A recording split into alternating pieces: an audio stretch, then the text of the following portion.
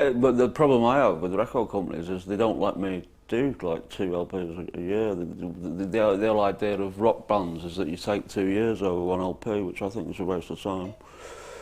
So you got a lot of like musos hanging around doing nothing, and by the time the marketing has decided it all and everything, the group's sick of playing the songs, which is why you got this revivalism. You know, it's a lot easier for the record companies to do it that way.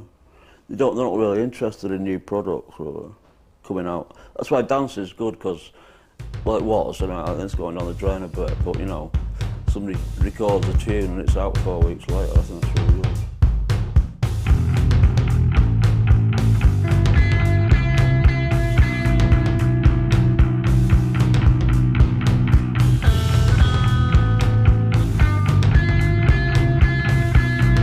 Yeah, we are the fall and we are the best.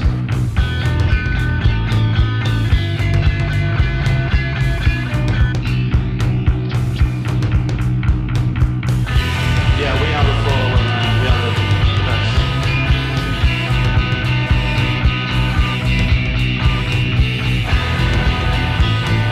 Yeah, we are the fall and we are the best.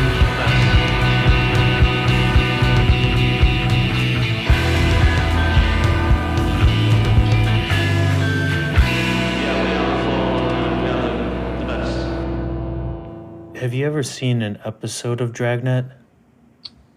I don't, not that I remember, but yes. I watched a lot of late night TV as a child, so I'm quite sure that. So do you think Mark is a big TV head in general? I could imagine him falling asleep to a TV on. I don't know. Because he was such a literary, because he was the bag man with his bag full of books or bag full of papers. I don't know if he did, but I think if he did watch Dragnet or had the ability to watch Dragnet, I think he would have enjoyed it, because it seems like he would just read anything, and Dragnet is kind of like the anything of TV shows from the vague knowledge I have of it. It's kind of accessible. You put it on, you get through. It's a story every episode. But I don't know if Mark maybe was taken in the Dragnet. I think this might have been a different type of Dragnet. Yeah, I mean, I think, as much as he read, I can't imagine many evenings he came home in a state of the ability to pick up a book and read it. See, I think he developed like a crazy ability to read like in a pub when he was very much inebriated, but I think that's how maybe some of the lyrics would come about. They went in and then they went through a filter and then they got jumbled around and then they came out and they were part of something he read, but they came out completely different. Sure, yeah, whether he was reading it, whether he was hearing a story from somebody else, and he's like, I think that may have happened to me. Not positive. Yeah, exactly. Welcome to We Are the Fall. I'm Gavin. I'm Steve. And today we're talking about Dragnet, the sophomore release by The Fall, 1979. And this is one of my favorite Fall albums, definitely up to this point, but in general, because it has the dueling guitars. It has the two guitar players. And now we should maybe just do a little update on the current members of the band. Martin Brahma has left, unfortunately, has decided to leave the band. But that being said, we should say that a lot of these songs were either written by Martin, or it seems like were written by him, or at least the original idea behind them or the riffs were written by Martin and they were later changed or manipulated slightly or drastically by the current band. Now we have Mark Riley moving from bass to guitar and backing vocals.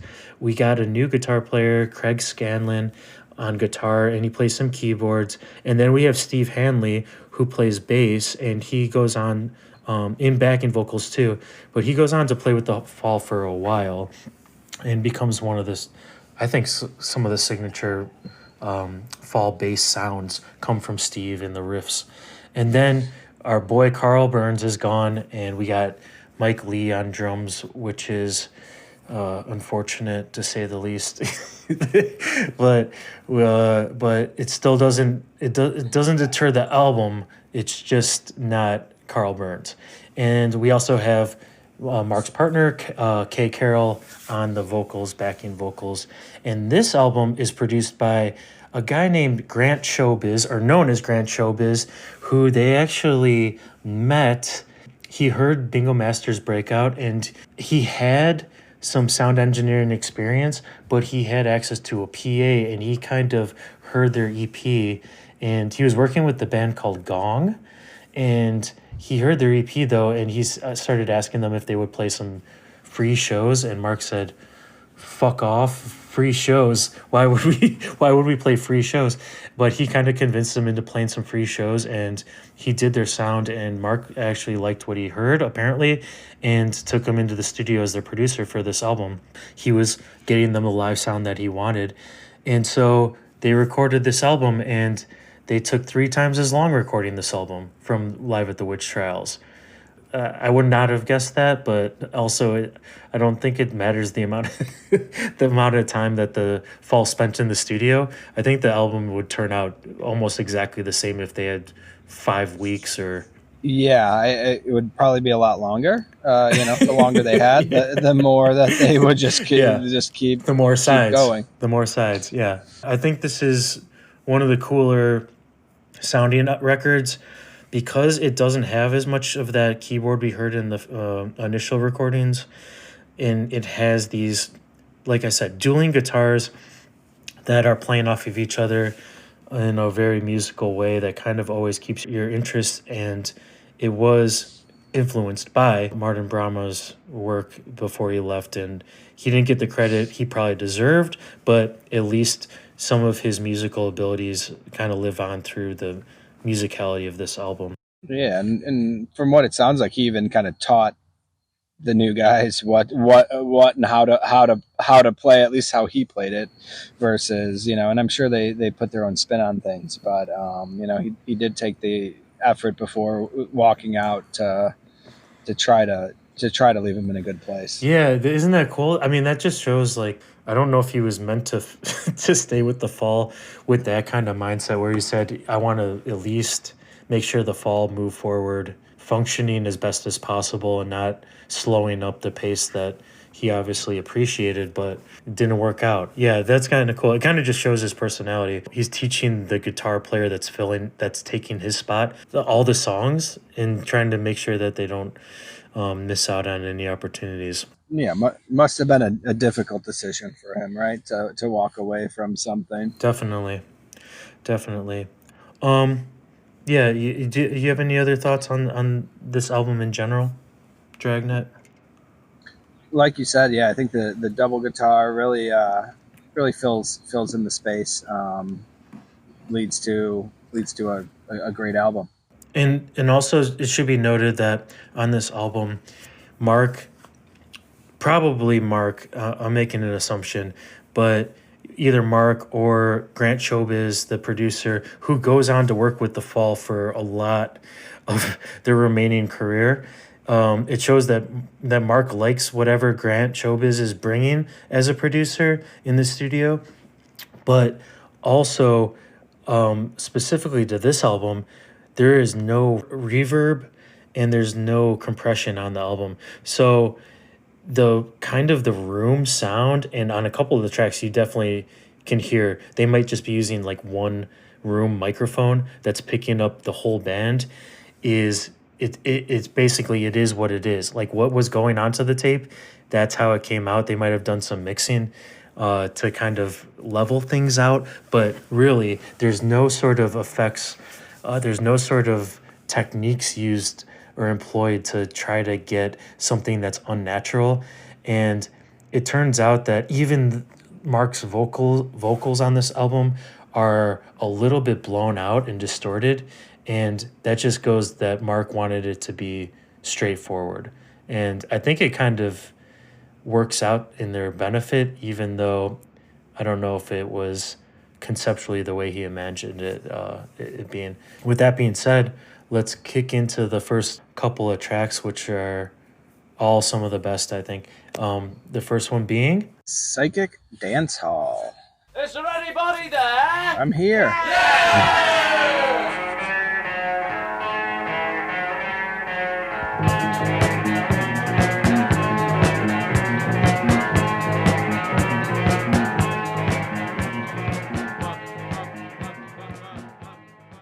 Now this is what I can get into. I'm good. How'd you feel about that? How fucking good is this song? I was gonna say. Oh man. Did you have your mental orgasm? I mean, it starts out, is there anybody there? And then you got the band chiming in. Or maybe like a band of ghosts, a band of some sort of interdimensional visitors. And then it just kicks off. And like, what would you say this style of music is? Like, if someone said, what is this? Like, they never heard this and they heard this song. What even category would you put this in? Yeah, I mean, it definitely takes a step away from the punk rock kind of sound on Live at the Witch Trials, and kind of even the punk rock sound that was popular at this time. It was kind of up and coming and starting to happen, and the whole album definitely kind of follows suit with this, where it's less of that and more of the fall sound itself. The line that always gets me is, "My garden is made of stone. There's a computer center over the road," and you can just end it right there for me, But then it goes on. "I saw a monster on the roof.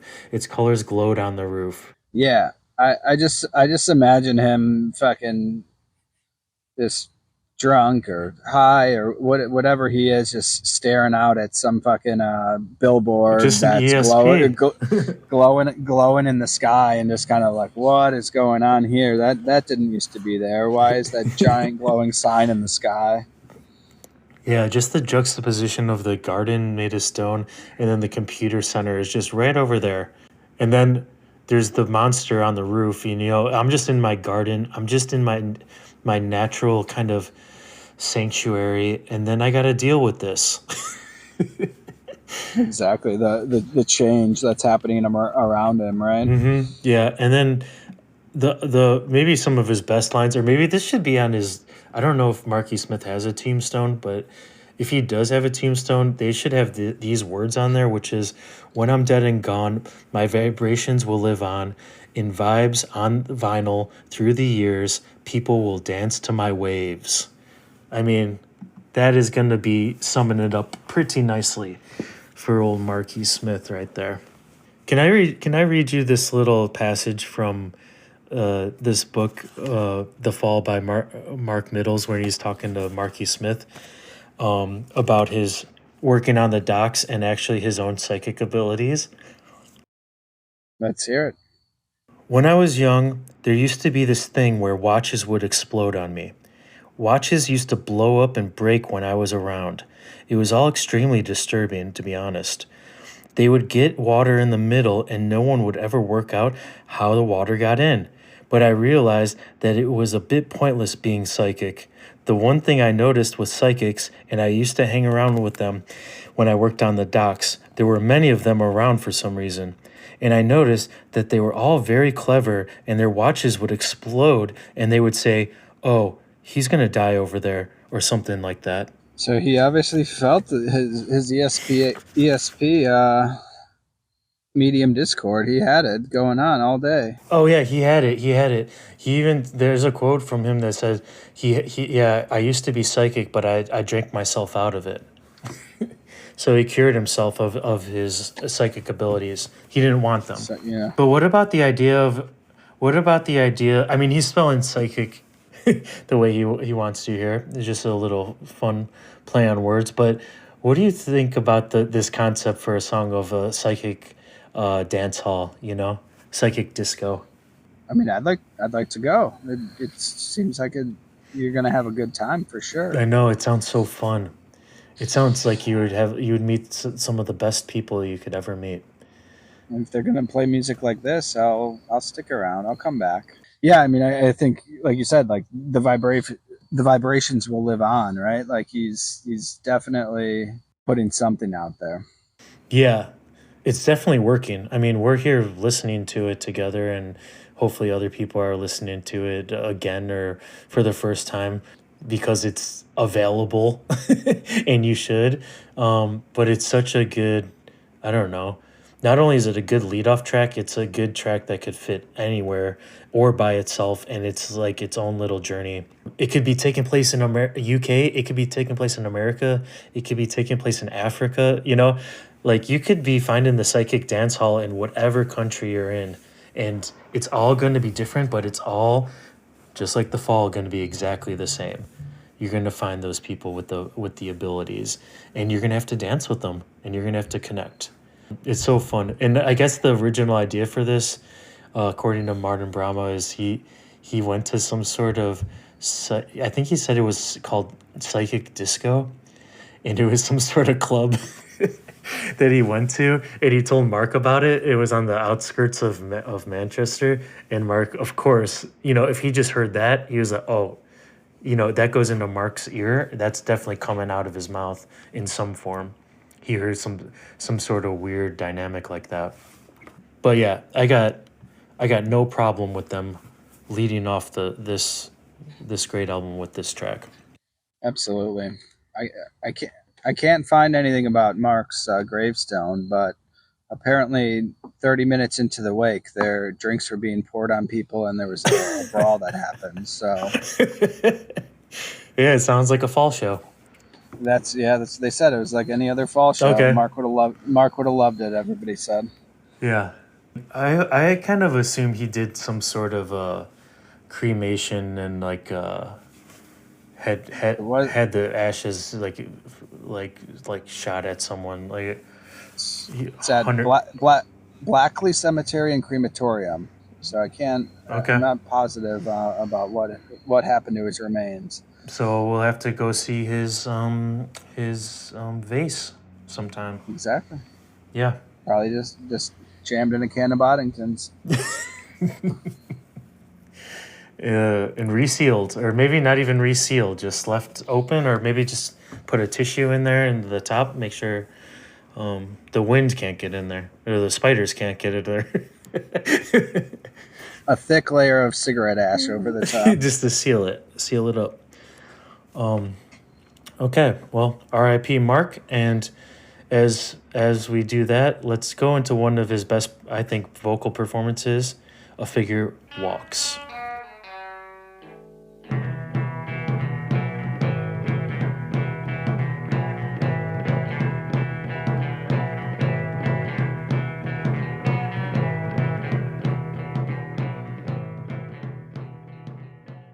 Behind you. Watch out. Watch out. You better have your ESP on. The mixing of his voice on this one is really good. I mean, this is where it's perfectly natural to the fall. It's not in your face. It's in the mix of the band. It's sounding great. It's kind of blown out, and it lets the guitars, those shimmery guitars, just dance around it. And then they get a little swell, you know, they get swelled up at certain points in this 6 minute plus song. And then you also get, which I can only assume these are Mark on these cymbals, because Grant Showbiz, the producer, would get a little bit frustrated because Mark would be walking around the studio room and he'd be smashing the cymbals at inappropriate times. And that's why they're so loud, because he's not ready for them to be like that or to be smashed like that. And Mark is just walking over to the drum set and smashing them whenever he wants. And so knowing that now, it makes it even better. Because I actually think it's very fitting. Like, if I didn't know that, I thought it was super fitting. I like it, yeah. I even maybe appreciate it as much as I like a screech and a yowl every now and then. Oh, totally. The use of Mark, you know, as the musician, changing his instrument up a little bit and having it not be so abrasive does. I mean, it's abrasive, but it definitely carries through. Versus a screech. You're right, though. It might as well just be his vocal fill of the yelping, you know, with these cymbal crashes. But the cymbal crashes are so good because there's so much space. Yeah, you could definitely imagine him screeching behind you, something real abrasive, but he filled it in with the cymbal crash to, make it sound nicer. The first two songs together, what's not to like? Exactly. What's not to like? And also, if I did have Martin in here and he was playing guitar, it would be a little bit, I would say, tighter, which would be different. But I got no problem with these guitar noodles that are not. They're anti-guitar solos, right? They're just playing the notes, so they're just dancing around it. And I think that's why Mark had no problem with it. Even though we do get a pseudo guitar, the closest I think that the fall comes to a guitar solo in one of these upcoming tracks. We're going to go ahead and listen to Printhead. Printhead. Hey, you are a face! I'm a prince head! I go to pieces! I'm a prince head! I go to pieces, yeah!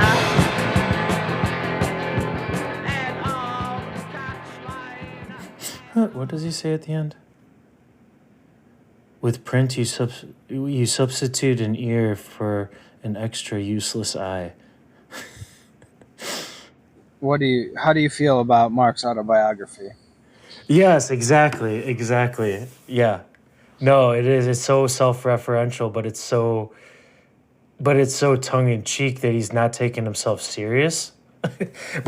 He's not taking himself seriously, but it's also so spot on that it has to be kind of serious. It's the fine line. It's unique that someone can understand themselves and kind of quite obviously also believe themselves to be a unique genius, right? Like He says there's a barrier between the writer and the singer. He's a good man, although a lazy one. The singer is a neurotic drinker. The band's little more than a big crashing beat. Instruments collide, and we all get drunk. that is the fall, right? I mean, like talk about a gravestone. Like you could. Yeah, that might be even better. And then his question, when he's questioning, he's almost like questioning the listener. He said, "How could the printed vinyl bring you out here?" Like he's questioning the listener and being like, "What is it about it that is actually intriguing you so much to cause you to follow it?" Yeah, to become a part of it or it becoming a part of your life. It's so fun, Right? Yeah. Yeah, like he believes he is the fall and he's the best, but yet he's still shocked at his success. Okay, so we get what I consider to be the only guitar solo. What I consider to be an actual, like, when there's multiple notes played in a melodic, and he's just playing a scale, but it fits well.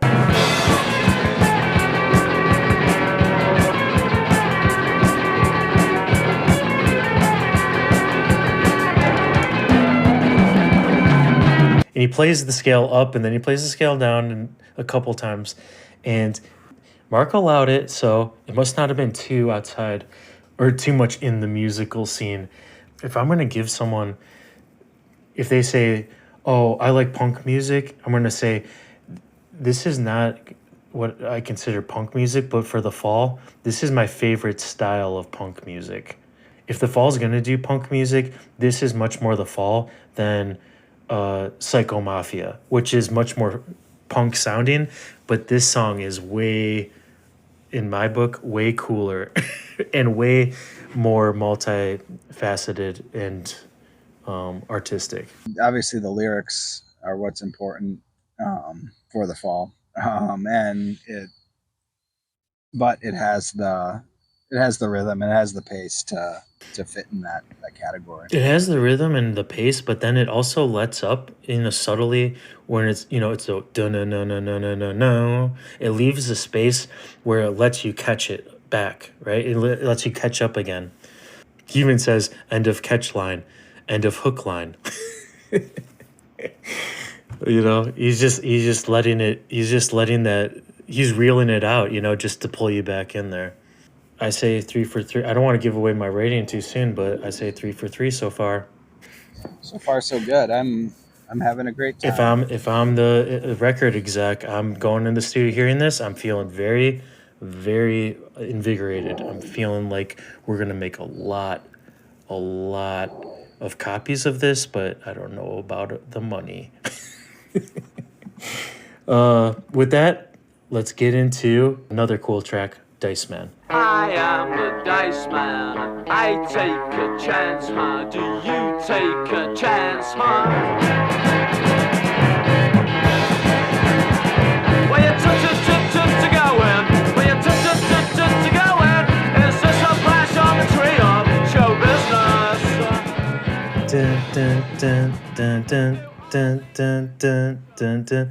I want candy. Dun, dun, dun, dun, dun. It's pretty close. I mean, they don't really do it the exact same.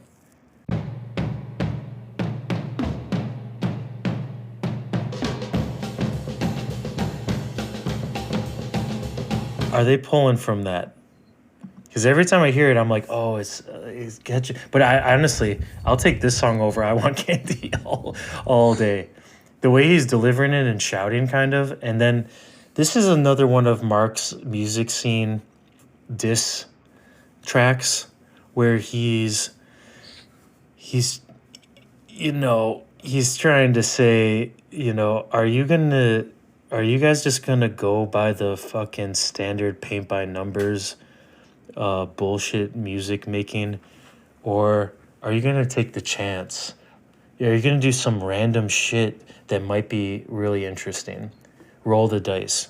Yeah, I mean, I thought the length of the song, the pace of the song is just kind of perfect. Where you're like, Yeah, the 2 minute song. it's it's the same bum bum bum bum ba bum over and over and over, but like the lyrics push you through, and then it ends, and you're like, oh man, I was engaged the entire time. Versus kind of like, okay, is it going to be different? But then it's over, and you're like, wow. Yeah, and he's even singing on this one, right?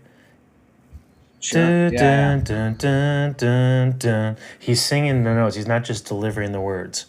Some of his best singing too, because it's actually, if it is I Want Candy, this is a sugar nugget. This is a little sugary little treat that you get, and you get it pretty early on in the track list. So I think it's nicely placed. And then also, it is based on, I read it is based on a book he read called Dice Man, which is this character in the book wakes up, I guess, every day and rolls the die, and that determines how he's going to spend the rest of his day. It makes the decision for him. And so and then Mark's taking this idea and he's putting it against the music scene, saying, oh, they say music should be fun, like reading the story of love, but I want to read a horror story, The music scene around him is going straight ahead, it's going straight down the path, and he wants to roll that die. He wants to take the musical chance to see maybe it'll lead right into the middle of the fucking road when a truck's coming. Or what? Or maybe it'll lead into the fucking forest, off the path where it's gonna be a little bit more unsettling, a little bit creepy, but it's gonna be a lot more interesting than just going straight ahead. For sure, the horror story. You want the jump scares and. I mean, Mark was probably. We were talking about Dragnet, but maybe he was a big saw head. Maybe he was a big. He was around for at least a dozen of the 97 movies they've made. Oh yeah, the golden era of Saw. Yeah, that's probably what was keeping him going. It was the Saw franchise. Probably that little clown character. I've honestly never seen. I don't know if I've seen any of those, but that I know there's a little clown guy with those bullseyes on his cheeks. And I gotta assume Mark probably got at least 2 songs out of that. See Mark going into the fucking cinema and watching Saw coming out. fucking strangling the attendant that's like, taking the tickets. Going into his studio space and setting up scenes for his bandmates to see if they get to stay in the band or not. Oh yeah, that's what he's. Oh, that's a fucking good ass idea. Clean house. Yeah. We're using fall funds to make a deadly obstacle course for you. Maybe not deadly, but if you don't make it through, you're out. No. Yeah, you might lose like a bass playing finger or two, but hopefully not. Yeah, I'm gonna burn you with cigarettes. Yeah, but overall, Dice Man, okay. We're going forward. Let's change the pace a little bit. Before the moon falls. We are private detectives on and back from a musical pilgrimage. We work under the name of the Fall. Who would suspect this? It is too obvious. Our office is secluded. Those there to suspect would not see the wood for the trees. We were 6 like dice, but we're back to 5. Up here in the north, there's no wage packet jobs for us, thank Christ. While young married couples discuss the poverties of their self-built traps and the junior clergy. Unsure of what's happening, right? Like, it's interesting lyrics, stories painting here for you. Yeah, little vignettes. I want to know what this new scheme is of answering obscene phone calls, but I do too. A problem. Well, that's the problem with the new scheme is answering the obscene phone calls right before the moon falls. That puts it into a perfect scene, a theatrical play, hopefully. But it sounds real. it does. And maybe just like his kind of life of playing these shows at night, right before the moon falls and the sun comes up. Like, what am I gonna do here? Basically, living the night. Living in the night, traveling during the day, probably staying in the hotel, all day until you need to get somewhere. I also like our office is secluded. Those there to suspect would not see the woods for the trees. We were 6 like dice, but we were back to 5. What?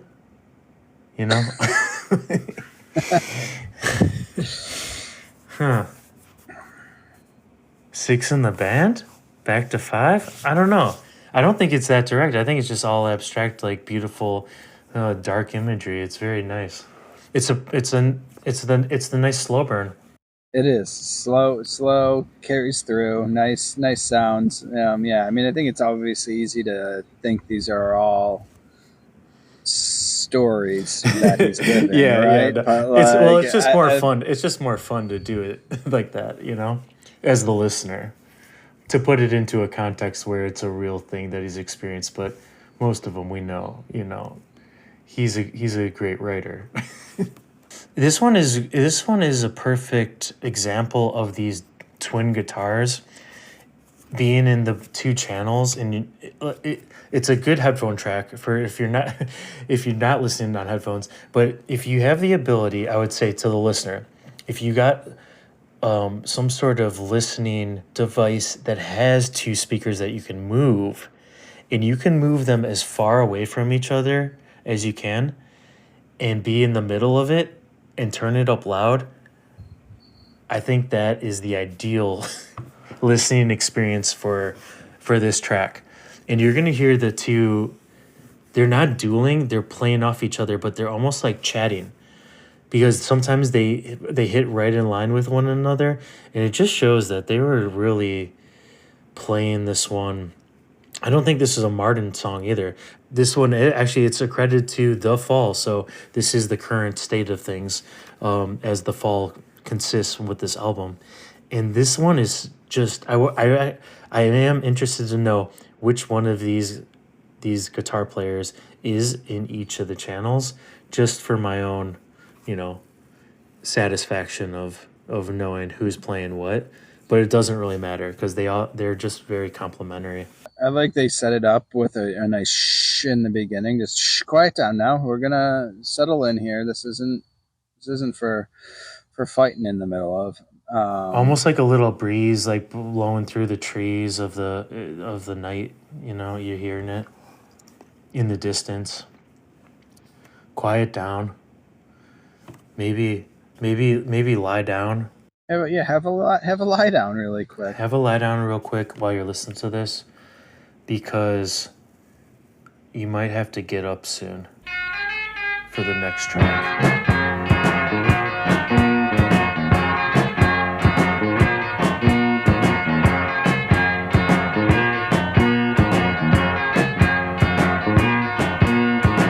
Just take, for instance, a time of great depression, fade out of reason. And start fucking dancing, or at least strutting. Sure, yeah, get your Mick Jagger, put your hands on your pockets, and Put your hands in your empty pockets and walk down that street like you own the world. This one has nice chorus vocals by the band, and the change of pace, which is rare, but you see the fall, working it in. Can we have a little change up? Can we have a verse chorus? Verse chorus.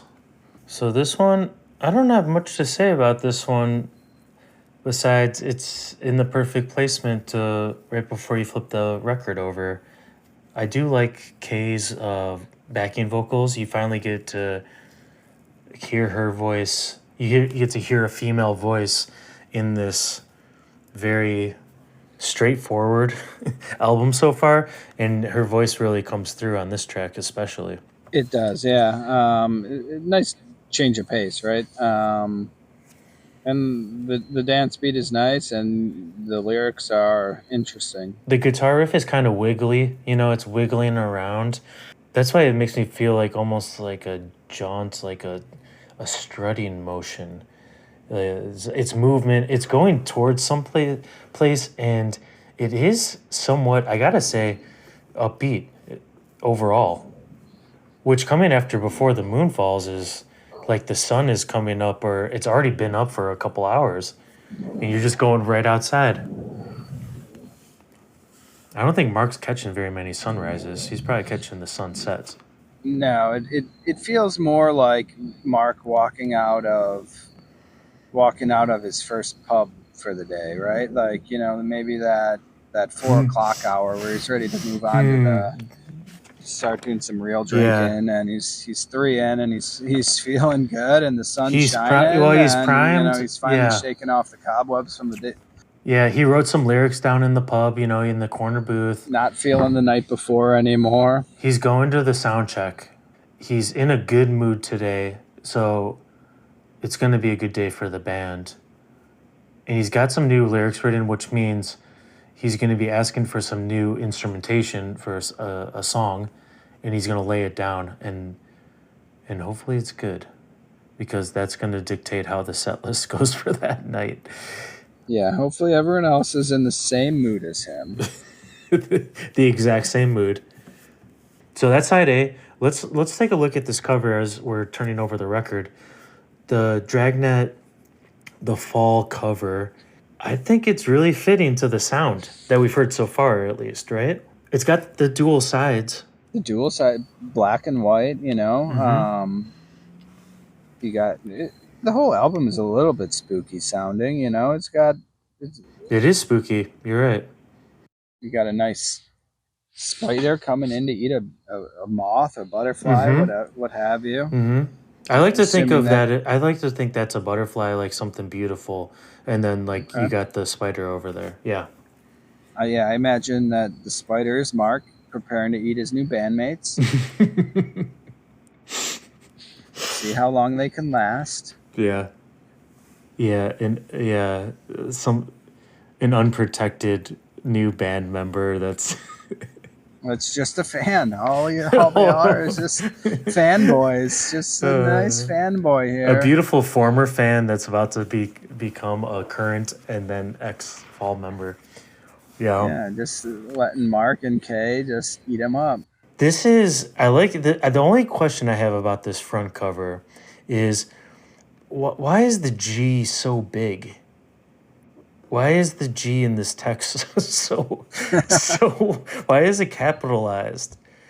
I mean, is it trying to break up the draw in the net? I mean, maybe, because that is a net to catch it, but I just don't understand what the choice was. I need something that fits in. Maybe Mark just doesn't like lowercase g's in general. Well, they have one on the back. Yeah, the back cover has the handwritten G, which I do assume is Mark's handwriting. In a couple photos, you got the band, and then you got the Mark solo. And then, what does that say at the bottom? What does that say at the bottom? Ivan Tarkorman. You don't know that? You don't know who Ivan Tarkorman is? No, what is Ivan Tarkorman? I do not know either. I think it is fitting. I think there is room for they should have spent a little more time to do this, but they recorded the album in 3 days, so I can't fault them for Mark saying, "Oh, it's fucking done. You fucking get it out there." I think he had the input, but he just said, "Nope, that's it." Yeah, probably whoever put the back together just stuck their hand in the bagman's bag and pulled out some scraps of paper and glued them down. Wrote some times for side A, times for side B, and you're done. This is what we got to put out. Mark, how does this look? I'm not looking at that. That's been years ago. I've already moved forward. He already made 2 more albums probably by the time that he actually looked at the copyright for the album printing. With that, let's flip it over. So we're going to Musuware's Daughter, and let's get into it.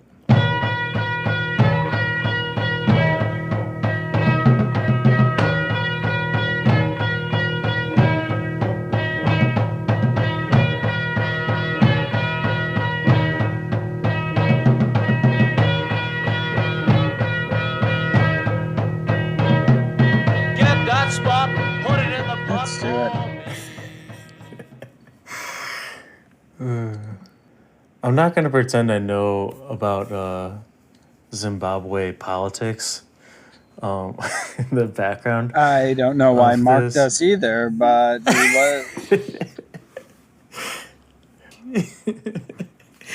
was. Supposedly Kay wrote some of these lyrics. Like, I think that she was influenced by this, but yeah, I'm not sure what that is, but it's obviously the tribal drum is a new thing for the fall.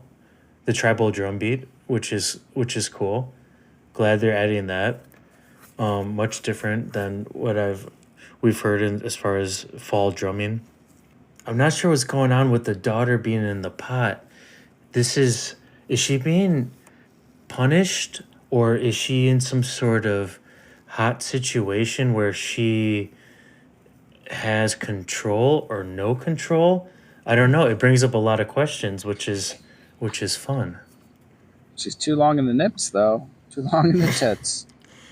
Too long. I don't believe that honestly seems like the least of her concerns.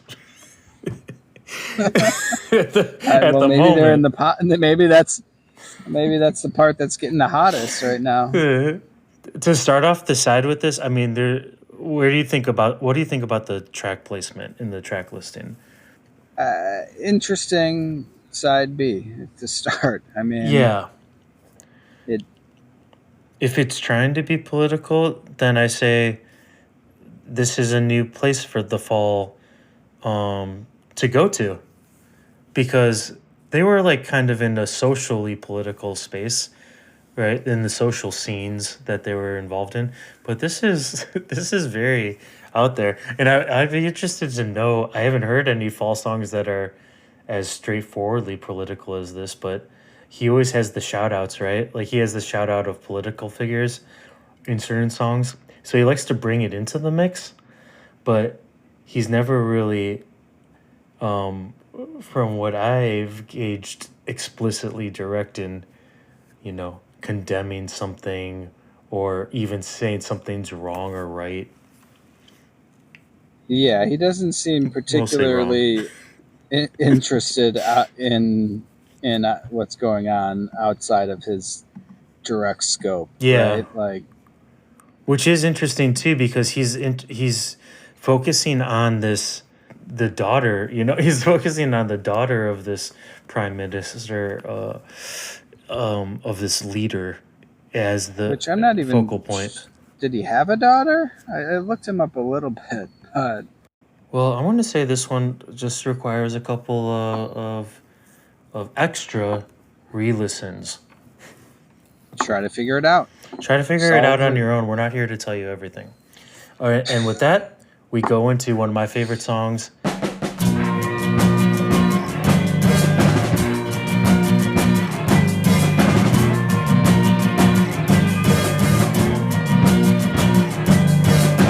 Dragnet for gone black man. The papers had her father. Some strange ending sounds for it, whatever that buzzing noise was. Yeah, what is the buzzing? I want them to play any sort of... So at the end of this track, there's sort of a keyboard kind of buzzing sound, which sounds like the Fall signature shitty keyboard.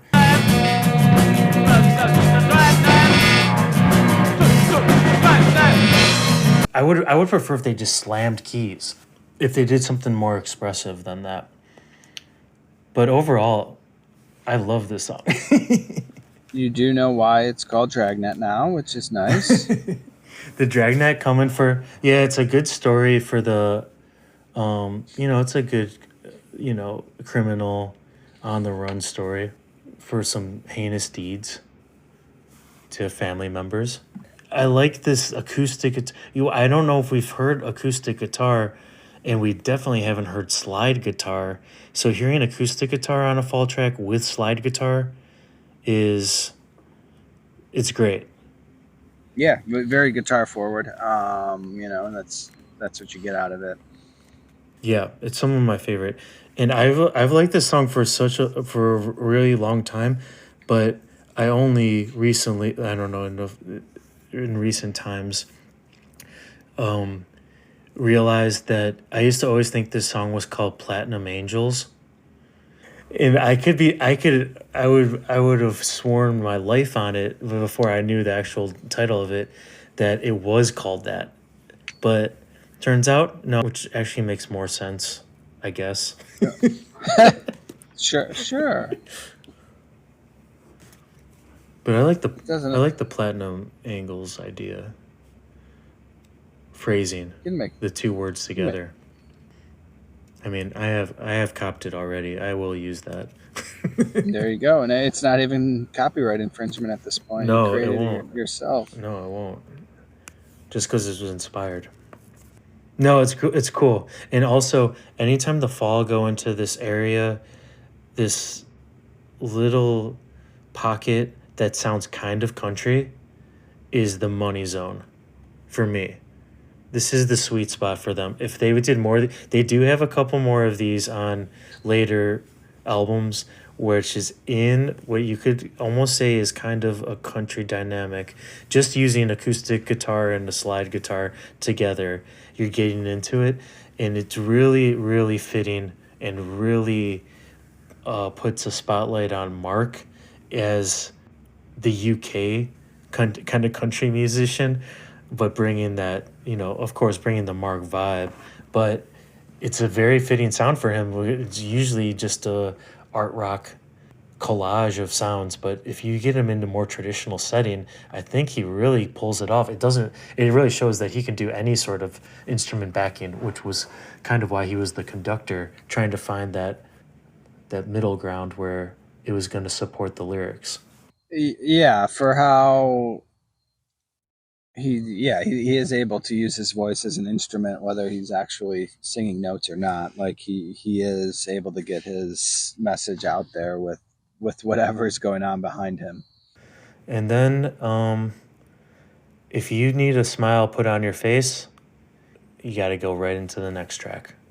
You want the chalk stock? I want the chalk stock bad. You want to eat your Porky Piggies?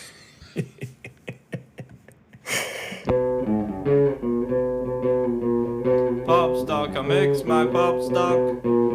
Pop stock, I mix my pop stock. A pop stock, I mix my pop stock. We like the pop six stickers. We like the weak TV. We like the chocolate animals. We eat pop piggies. A pop stock, I mix my pop stock. Okay, you ready to talk about this? I could talk about this one without listening to it anymore. Yeah. This one does put a smile on my face every time I listen to it. What does it remind you of? Oh man. I don't know. For me, it makes me think of like a commercial, it's like a jingle for me. It's like he's selling something, and I think this song was actually maybe a Mark Riley from his previous band before he joined The Fall, and they just kind of repurposed it.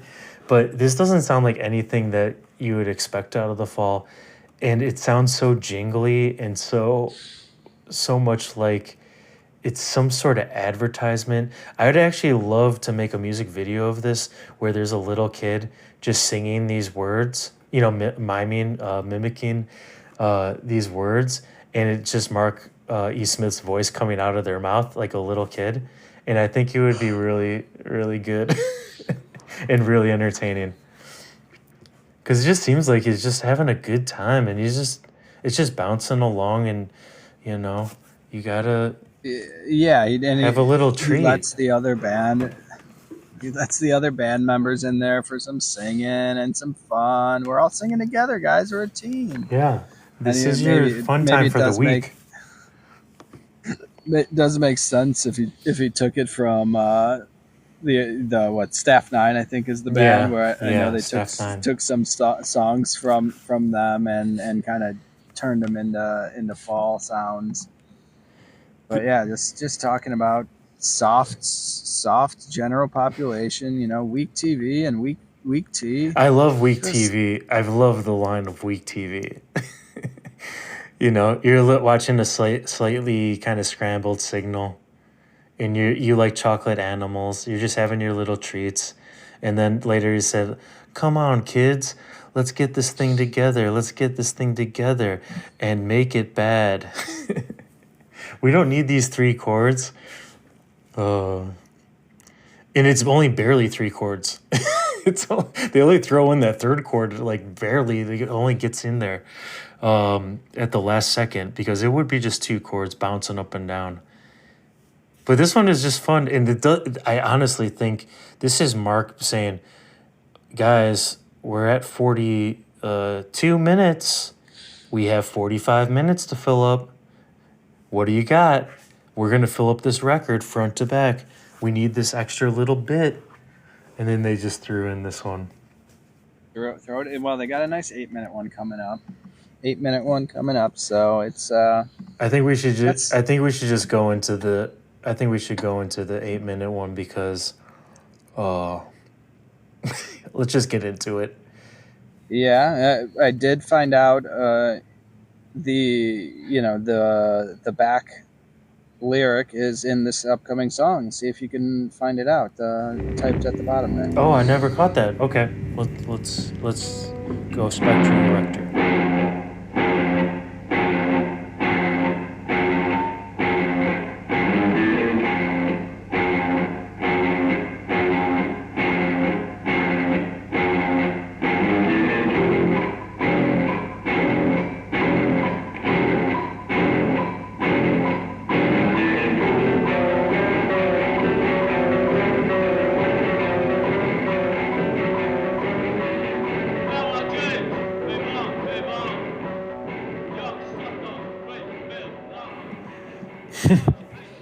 Okay, what do you have to say about this one?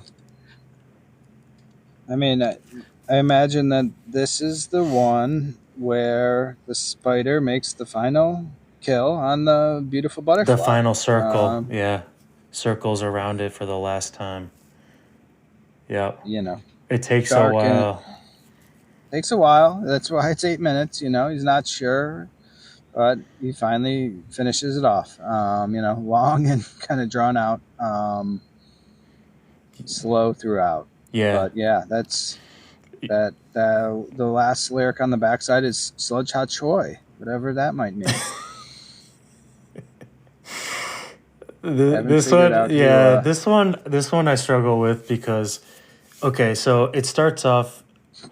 You got the band recording in a room, and you're just, I know exactly what they're trying to go for to start with, which is they got just that one microphone in the room that's catching everything. Everything's blown out. Everything's going into it.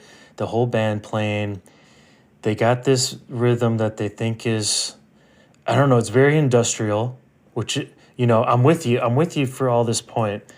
Mark is spewing these lyrics, which are far out. And it's going forward. It's moving forward, industrial. The engine is moving. And then that you're hoping that something's going to kick into gear. And it does kick into gear. They bring in the other microphones, the close mics on the other instruments, which brings up the fidelity, which is great. But what do they decide to do? The most fall decision you can make. What do they decide to do, Steve? Keep doing the exact same thing. Do not change it up. We got 4 minutes, 4.5 more minutes of this, guys. Let's keep it going. We got a good thing going. Let's not fuck it up now. Let's finish strong. No point in changing pace. No, don't change pace. Don't even add one note. Don't even change it up. Just, they bring it in. And honestly, I think this is where old Grant Showbiz said, guys, we can go with that that initial sound for the whole time, but I think we should just, give the listener a little something more. Let's bring in those microphones to make the instruments sound like instruments. I would be fine if they just cut and just did the front half by itself or just the back half by itself. But this whole thing, for me, I've been loving this whole album, but this track is the one where I'm kind of looking towards the next one, hoping, there's a crack under the door and there's going to be a little glimmer of light where I can find my way out of this room. Are you getting up and moving the needle on this album? If I'm moving the needle, I'm trying not to. I'm trying my hardest. I don't like getting up, and I don't like especially moving the needle. But if I have to, it's 8 minutes. I mean, we're talking about, what is that? That's almost like a third of a record side. I think it's over a third. I gotta think about at least maybe jumping it either once it hits the middle point, or I'm just jumping right from the beginning right to the middle, just so I got this.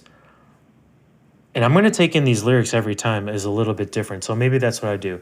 Every time I listen, I either listen to the first half of the song or I listen to the second half. And I just keep on repeating that kind of playlist flow. See which one you like more. You like more instruments or less? Yeah, more fidelity or less fidelity. And from what I can tell from all the listens I've done on this so far is these lyrics are just, I have not broken this one. Crack the code. No, I'm not getting much out of it. Even reading them, you're still like, huh, okay. Yeah. Damn, Latin, my hate is crisp. I'll rip your fat body into pieces. Yeah, I mean, you can do that. There's talks of rape me, Lord, which I'm just like, okay, I get it. But should we wrap this up nice and clean though? Because this has been a nice journey so far. We shouldn't let that sour us. I'm never gonna just pull the needle all the way off. No, you gotta finish. We took it out, so we gotta put them away. Let's put it away. Ba-da-ba-da-ba-da-ba-da.